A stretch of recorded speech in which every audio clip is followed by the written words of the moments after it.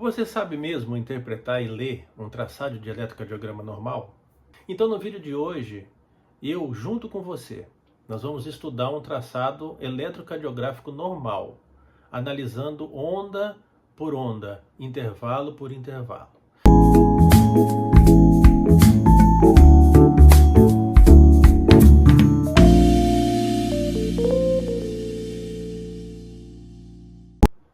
Olá meus amigos, sejam muito bem-vindos ao meu canal. Esse espaço é destinado a você que quer interpretar corretamente um traçado de eletrocardiograma.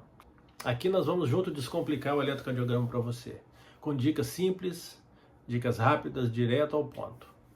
Então, sinta-se em casa e vamos lá para o conteúdo.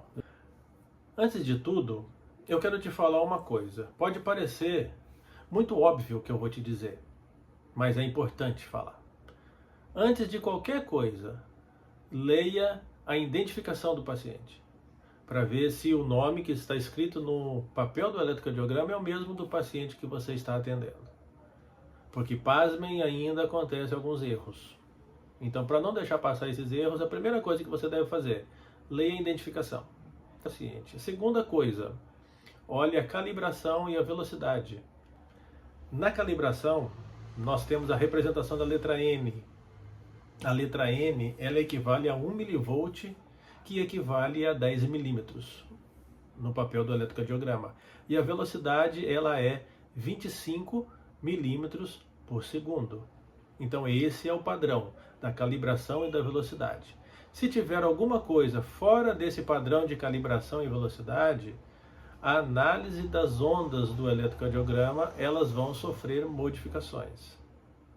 Então agora vamos para a análise propriamente dita, vamos para os blocos, né? Então eu chamei de bloco 1 ou passo 1. No passo 1 nós vamos analisar então o ritmo e a frequência cardíaca. O ritmo cardíaco, você vai olhar para ver se ele é sinusal. O ritmo sinusal, ele parte do nódulo sinusal, que são um conjunto de células especializadas localizadas no átrio direito.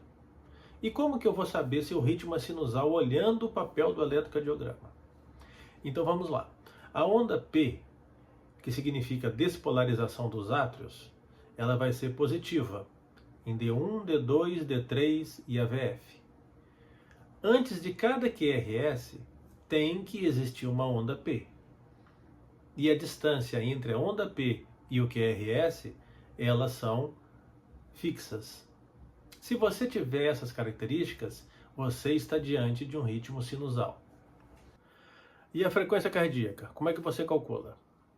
Então, olha só, você pega um traçado sinusal, que o ritmo é regular, você conta a distância entre um QRS e outro.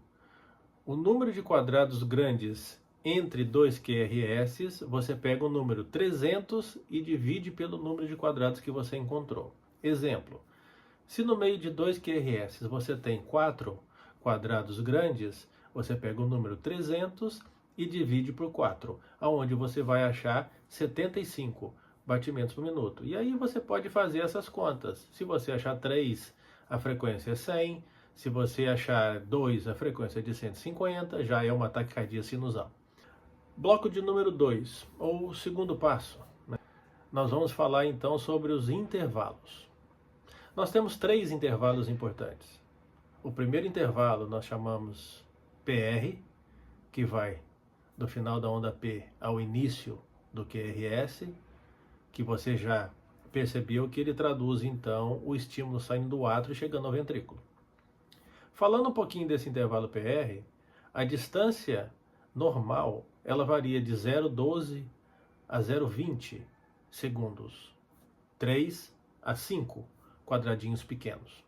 Então, se tiver esse intervalo PR, igual está na figura aí, se ele tiver entre 3 a 5 quadradinhos pequenos, ele é dito normal. Qualquer variação sobre isso, nós já estamos diante de uma anormalidade.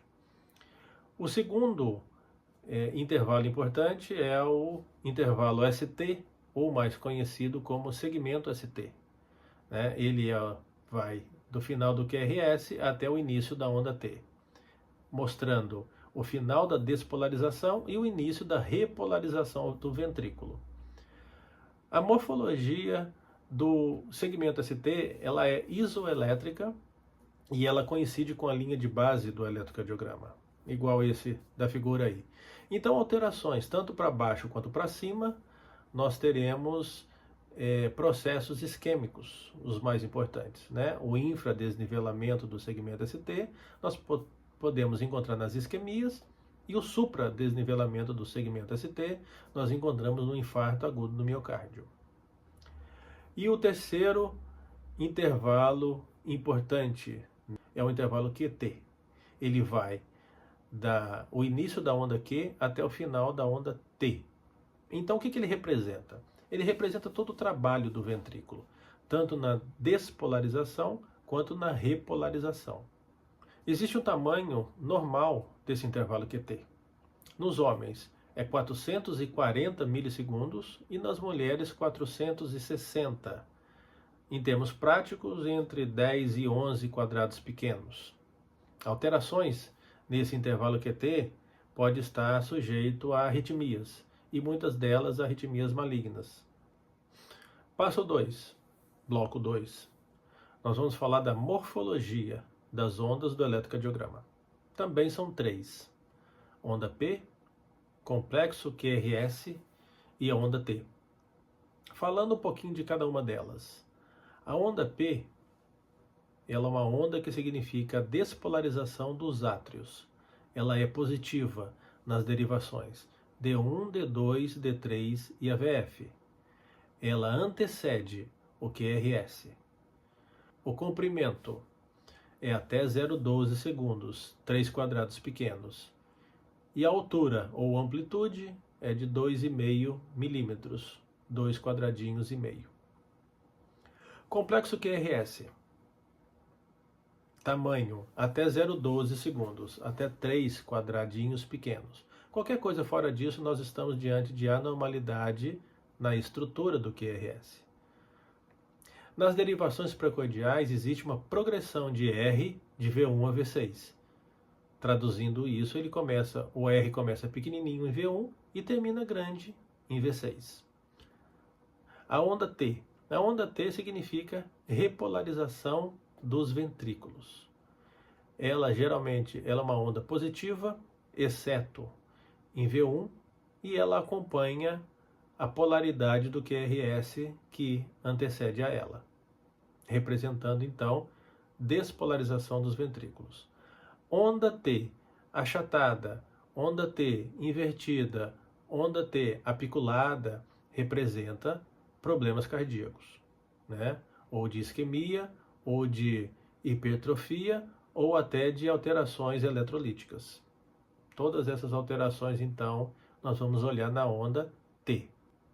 Antes de ir para o nosso último bloco, ou último passo, eu te peço para você deixar um like nesse vídeo, se inscreve no canal, ativa as notificações, se esse assunto está te ajudando, passa isso para outras pessoas que precisem também e estão tendo dificuldade na interpretação do eletrocardiograma.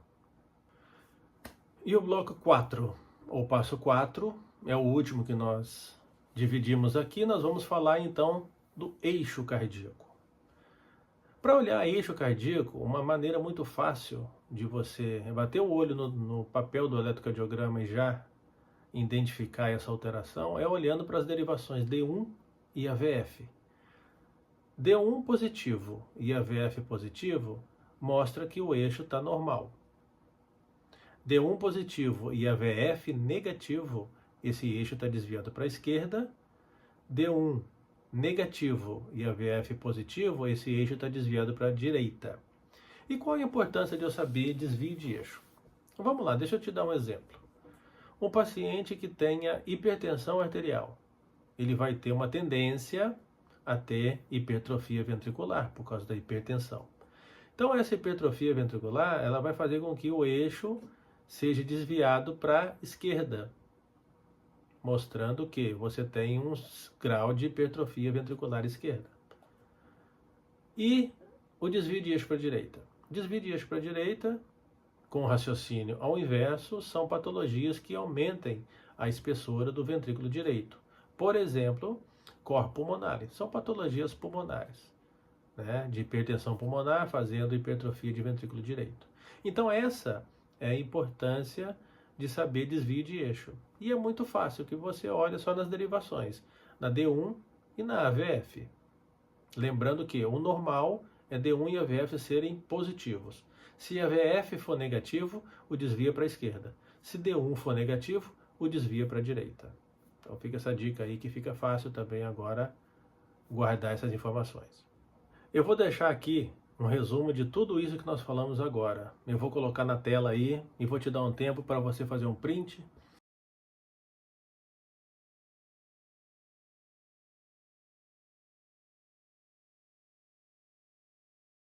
Revisita esse vídeo toda vez que você precisar de analisar um eletrocardiograma. Espero que esse vídeo tenha te ajudado e nos encontramos nos próximos. Tchau, tchau.